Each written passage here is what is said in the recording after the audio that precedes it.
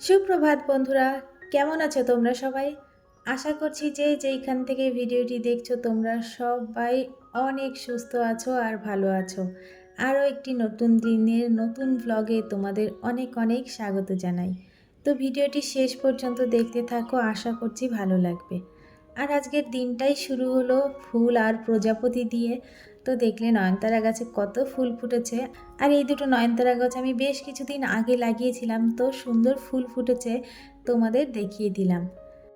তারপর বাসি উঠোনটা ঝাড় দিয়ে চলে এসেছিলাম উনুন লেপতে। তো দেখলে ছাইটা তুলে নিলাম আগে। আর আগের দিন না কাঠের জ্বালানি দিয়ে রান্না করেছি, তো আগুনটা এখনও নিভেনি, আগুন এখনও কিন্তু দগদগ করছিল। তো তারপর উনুনটা লেপে নিলাম। আর মাটির উনুন লেপার পরে কিন্তু দেখতে খুবই সুন্দর লাগে, দেখো কত সুন্দর লাগছে দেখতে। এখন যেহেতু মাঝে মাঝে বৃষ্টি হচ্ছে, তো এই কাঠের উনুনে না ঠিকঠাক রান্না করা হচ্ছে না। আগের দিন রোদ বেরিয়েছিল, সেই জন্য ওখানে রান্না করেছিলাম। আর ওই ছাইটা তুলে উনুনটা লেপে নিয়ে চলে এসেছি রান্নাঘরটা ঝাড় দিতে। তো তোমাদের তো দেখিয়েছি আগের ভ্লগে, রান্নাঘরটায় দরজা লাগানো হয়েছে। এখনও অনেক কাজ বাকি। জানো তো বন্ধুরা, আমার আগাগোড়ায় একটা স্বপ্ন ছিল, সুন্দর একটা রান্নাঘর হবে। তো রান্নাঘরটা অনেক টাইম নিয়ে তৈরি হচ্ছে ঠিক আছে, কিন্তু আস্তে আস্তে চোখের সামনে এই যে স্বপ্নটাকে পূরণ হতে দেখে না খুবই ভালো লাগছে। হয়তো বা সময় লাগবে, কিন্তু ঈশ্বর চাইলে না একদিন সব মনের ইচ্ছা পূর্ণ হয়ে যাবে। আর তার জন্য অনেকটা ধৈর্য, অনেকটা সময় আর অনেকটা পরিশ্রমেরও কিন্তু প্রয়োজন। তো দেখলে এঁটো থালা বাসনগুলো মেজে নিলাম। আর আমরা কিন্তু এঁটো থালা বাসন কখনই রান্নাঘরে রাখি না। এখন তো তেমনভাবে রান্নাঘর হয়নি, কিন্তু আগে যখন রান্নাঘর ছিল তখনও কিন্তু রাতে থালা বাসন না মাজতে পারলেও এঁটো থালা বাসন কখনোই রান্নাঘরের মধ্যে রেখে দিতাম না। আমাদের তো পাঁচিল দেওয়া বাড়ি, তো কলপাড়ে থালাগুলো ভালো করে ধুয়ে একটা উঁচু জায়গায় একটা বালতির উপর রেখে দিতাম। তো যাই হোক, এখন এই যে গাছে জল দিতে এসেছি। আর এখন যে কী রকমের বর্ষাকাল হয়েছে কিছুই বোঝা যাচ্ছে না। হালকা পাতলা বৃষ্টি হচ্ছে, তার থেকে বেশি রোদ বেরোচ্ছে, দিয়ে গাছপালাগুলো না কেমন একটা নেতিয়ে পড়ছে। তো পাইপ দিয়ে সকালবেলায় ভালো করে ভিজিয়ে দিয়ে যাচ্ছি, যাতে সারা দিনটা গাছগুলো একটু সতেজ আর টাটকা থাকে। আর গাছে কিন্তু লঙ্কা, বেগুন সব কিছুই কিন্তু চলে এসেছে। দেখো, গাছে লঙ্কার ফুল এসেছে, আবার দু একটা গাছে কিন্তু বেগুনও ধরে গেছে। তো তোমাদেরকে পরের ব্লগে অবশ্যই দেখাবো। আর এই দেখো, আমার গাছপালায় জল দেওয়া হয়ে গেছে, আর এদিকেও কিছু গাছপালা আছে। আর আগের দিন না আমাদের উঠোনটায় ঘাস মরা ওষুধ দেওয়া হয়েছে, তো উঠোনটা পুরোটাই কিন্তু এই যে হলদেটে ভাব হয়ে গেছে। আর এখন কিছুটা জল কিন্তু এই যে ফুল গাছগুলোতেও দিয়ে দিলাম, নাহলে এই বেচারাগুলো হয়তো বা শুকিয়ে মরে যাবে। তো মাঝে মাঝে কিন্তু জল দিতে হচ্ছে। আর তারপর উপরে এসেছি। তো আজকে তোমাদেরকে একটা নতুন জিনিস দেখাবো। প্রতিদিন তো ঘুম থেকে উঠে আমি জল 1 গ্লাস না হয় 2 গ্লাস খেয়েই থাকি, কিন্তু আরও একটা জিনিস প্রায় দিনই কিন্তু খেয়ে থাকি। তো তোমাদের চলো আজকে দেখাই। আমার সামনে রাখা রয়েছে, এই দেখো, দুটো রসুন। তো প্রতিদিন খালি পেটে আমি এই রসুন দুটো খেয়ে থাকি, এর অনেক উপকার রয়েছে। তো আমি যে কারণে খাই, আমার বেশ কিছুদিন আগে আমার লিভারের প্রবলেম দেখা দিয়েছিল, তো সেই জন্যই এই রসুন খাওয়া খালি পেটে। আর রসুনগুলো যেহেতু এমনি খাওয়া যায় না, তো অল্প কটা মুড়ি নিয়েছি। মানে এমনি খাওয়া যায়, কিন্তু মুখের মধ্যে প্রচণ্ড ঝাঁঝালো ভাব লাগে আর বমি আসতে থাকে। সেই জন্যই এই দেখো, সামান্য পরিমাণ মুড়ি নিয়েছি, আর মুড়ির সাথে রসুনগুলো চিবিয়ে চিবিয়ে কিন্তু আমি খেয়ে নিই। তাতে কিন্তু বমি ভাবও আসে না, আবার রসুনগুলোও খাওয়া হয়ে যায়। আর আয়ুষ সকালবেলা ঘুম থেকে উঠে ব্রাশ ট্রাশ করে এই দেখো পড়তে যাচ্ছে। তো গামছা পরে ও নিচে পর্যন্ত যাবে, তারপর গামছাটা কিন্তু চেঞ্জ করে রেখে যাবে। আর আয়ুষ এখানে বলে যাচ্ছে আজকে আমি গামছা পরেই পড়তে যাব। তো ও পড়তে চলে গেল, আর আমি এ দেখো ব্রাশ করছি, কারণ রসুনের গন্ধ মুখ দিয়ে বেরোতে থাকবে। তো ব্রাশ করতে করতে ব্যালকনির দিকে এসেছি, আর এই দেখো পেয়ারা গাছটায় একটা ঘুঘু পাখি বাসা করেছে। তো দুটো পাখি একই জায়গায় ছিল, তো একটা আমাকে দেখে উড়ে গেছে। আর এই যে এটা হয়তোবা ঘুঘু পাখির মা হবে, হয়তোবা মানে মেয়ে ঘুঘু পাখি। ও কিন্তু আমাকে দেখে উড়ে গেল না। মারা বুঝি এরকমই হয়, সমস্ত বিপদ উপেক্ষা করে সন্তানদের রক্ষা করতে থাকে।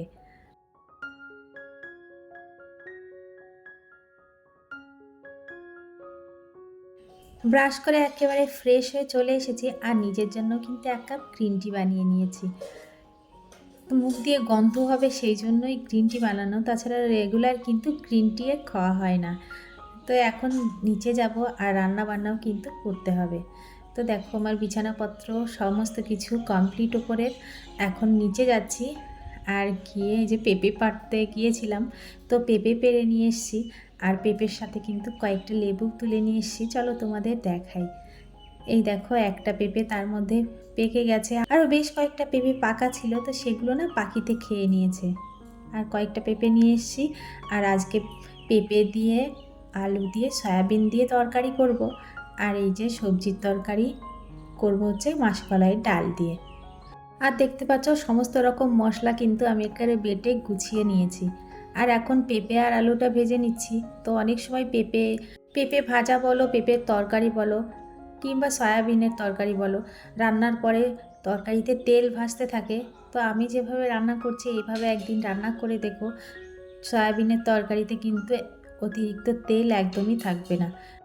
আমি এখানে আলু আর পেঁপেটা ভালো করে ভেজে নিয়েছি আর এখন তুলে নিচ্ছি। তারপর ওই তেলের মধ্যেই ফোড়নে তেজপাতা, জিরে আর একটা শুকনো লঙ্কা দিয়ে দিলাম।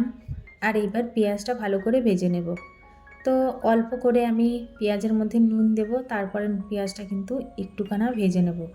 আর বেশি ভাজার প্রয়োজন নেই, হালকা একটু ভাজা হলে এর মধ্যে আগে থেকে বেটে রাখা রসুন, আদা, জিরে আর লঙ্কা বাটাটা দিয়ে দিলাম। তো এই মশলাটাও একসঙ্গে অনেকক্ষণ একটু কষিয়ে নেব, যতক্ষণ না মশলাটা তেল ছেড়ে যাচ্ছে। আর তারপর মশলা থেকে তেল ছেড়ে গেলে আগে থেকে ভালো করে সয়াবিনটা আমি গরম জলে সিদ্ধ করে ধুয়ে তারপর জলটা চিপে বাদ দিয়ে রেখেছিলাম, তো সেইটা এখন দিয়ে দিলাম। আর এখন সামান্য একটু নুন দিয়ে দিলাম। তো নুন দিয়ে বেশ কিছুক্ষণ নাড়াচাড়া করেছি। আর এখন এই যে আগে থেকে ভেজে রাখা পেঁপে আর আলুটা দিয়ে দিচ্ছি, দিয়ে আরও কিছুক্ষণ নাড়াচাড়া করব। আর এখন দিচ্ছি হলুদ। তো হলুদটা দেওয়ার পরে সামান্য কিছুক্ষণ নাড়াচাড়া করে এখন পরিমাণ মতো জল দিয়ে দিয়েছি। আর এই দেখো আমার রান্না প্রায় শেষের দিকে, নামানোর আগে দিয়ে দিচ্ছি গরম মশলা। তো দেখলে তো একদম অল্প তেলে রান্না করলাম। আর এই দেখো রান্নার পরে কিন্তু সয়াবিনের তরকারি থেকে তেলও ভাসছে না। বন্ধুরা রান্নাটা কিন্তু খেতে বাজে হয়নি, খেতে কিন্তু খুবই ভালো হয়েছিল। তোমরাও এইভাবে একদিন চেষ্টা করে দেখতে পারো। আর আমার রান্না বান্না হয়ে গেছে। তো এই তো থালা বাসন জড়ো করে নিয়ে বসে আছি। আর বাইরে আজকে ঝলমলে রোদ বেরিয়েছে। তো এখন মোটামুটি 10:30 মতো বেজে গেছে। আর বাড়ির সবার খাওয়া দাওয়া হয়ে গেছিলো, তো আমার খেতে একটু লেট হয়ে গেল। ছেলেকে বই পড়াতে পড়াতে রান্না করতে একটু দেরি হলো, সেই জন্য খেতেও কিন্তু একটু দেরি হয়ে গেল। আর এই দেখো জামা কাপড়গুলো শুকিয়ে গেছে। এখানে জামা কাপড় বলতে আমার আর শাশুড়ি মার শাড়ি। তো বাসি শাড়িগুলো ধুয়ে মেলে দিয়েছিলাম, দেখো শুকিয়ে গেছে। আর ছেলে এই যে পড়াবার দিয়ে উঠে ক্রিকেট খেলছে। আর আমাকেও কিন্তু বলছে চলো মম ক্রিকেট খেলি। তো ক্রিকেট এই দুপুরের মধ্যে কে খেলবে বলো? বিকালবেলা হলে তাও দুজনা একটু আধটু ক্রিকেট খেলে থাকি। তো এই দেখো জামা কাপড়গুলো তো শুকিয়ে গেছে, এখন যার যার ঘরে জামা কাপড়গুলো পৌঁছে দেব। আর আয়ুষের খেলাধুলা হলে তারপর কিন্তু আবারও একটু বই নিয়ে বসাতে হবে। তো তোমরা ভিডিওটি দেখতে থাকো, আশা করছি ভালো লাগবে। আর যদি ভালো লেগে থাকে তাহলে অবশ্যই একটা লাইক, কমেন্ট আর আমার চ্যানেলটিকে সাবস্ক্রাইব করে দিও।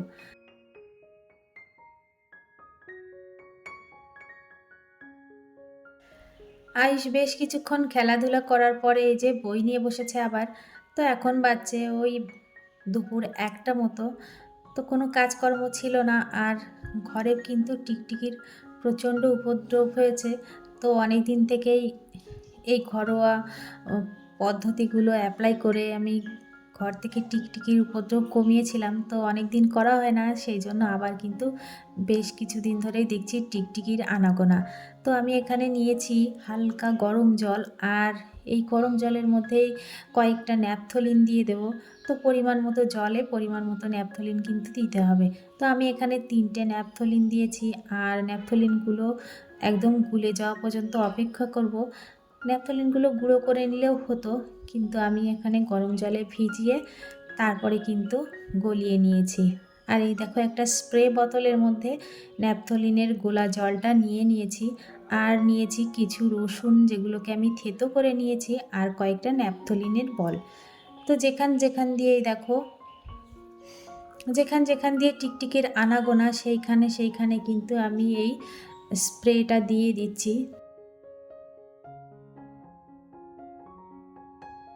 দেখলেই তো তোমরা টিকটিকি এখান দিয়ে কত পটি করে রেখেছে। তো এই দেখো আলনার পিছনে আরও যে জায়গায় যে জায়গায় টিকটিকি থাকে, দরজার কোনায়, জানালার কোনায়, তো সেইখান দিয়ে আমি এই স্প্রেটা ছড়িয়ে দিচ্ছি। আর ন্যাপথলিনের যে উগ্র গন্ধ, তাতে কিন্তু শুধু টিকটিকি না, অন্যান্য পোকামাকড়ও কিন্তু সহজে আসবে না। আর এই দেখো থেতো করা রসুনগুলো আমি দিয়ে দিচ্ছি এই যে আমার উপরে যে কিচেনের টপ কাউন্টার, তার নিচ দিয়ে সিলিন্ডারের পিছনে। আর এই দেখো এখানে কতগুলো বই রাখা রয়েছে। তো এটা দরজা আটকানো হয় না, এমনি খোলাই থাকে, এর মধ্যে কিন্তু টিকটিকি ঢোকে, তো ওখানেও কতগুলো দিয়ে দিলাম। আর তারপরে বৃষ্টি শুরু হয়েছে বন্ধুরা। আর দেখো নিজের রান্নাঘরের দরজাটা ভিজছে, অতিরিক্ত ছাট আর হাওয়া হচ্ছে, সেই জন্যই কিন্তু ঘরের মধ্যে জল ঢুকছে। তো দরজাটা যেহেতু রং করা হয়নি, তো আমি আবার দৌড়ে গিয়েছিলাম নিচে। আর এই দেখো ভিজে অর্ধেক স্নান কিন্তু আমার হয়ে গেছে। তো মাথাটা একটু মুছে নিচ্ছি। আর তার আগে আমি স্নান করে নিয়েছিলাম, আর আবারও কিন্তু আমার স্নান হয়ে গেছে। আর এরই মাঝে কারেন্টটাও চলে গেছে। তো কারেন্টের একটা বাহানা চাই, হালকা একটু হাওয়া বৃষ্টি হয়েছে, তাতেই কিন্তু কারেন্ট চলে গেছে। আর উপরের ঘরে জানলা এখন বন্ধ করে দিচ্ছি, ঘরের মধ্যেও কিন্তু ছাট এসে ভিজে গেছে, আর আমিও পুরো ভিজে গেছি। তো দেখো তোমাদের দেখাচ্ছি, এই দেখো কত পরিমাণে জল ঢুকেছে ঘরের মধ্যে।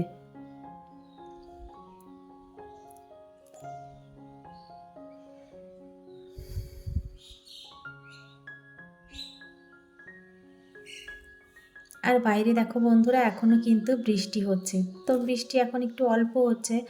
আর তারপর ঘরটা মুছে নিয়েছিলাম, আর এখন বাজে রাত 8টা মতো। তো রাতে রান্নাবান্না আজকে বন্ধ। এই তো চাউমিন নিয়ে এসছে আমার জন্য, এগ চাউমিন, আর বাড়ির অন্যান্য সবার জন্য কিন্তু চিকেন চাও। তো ভিডিওটি আজ এই পর্যন্তই, দেখা হবে নেক্সট কোনো ভ্লগে। ততক্ষণে সবাই সুস্থ থেকো, ভালো থেকো। আর ভিডিওটি কেমন লাগলো অবশ্যই কমেন্ট করে জানিও। টাটা।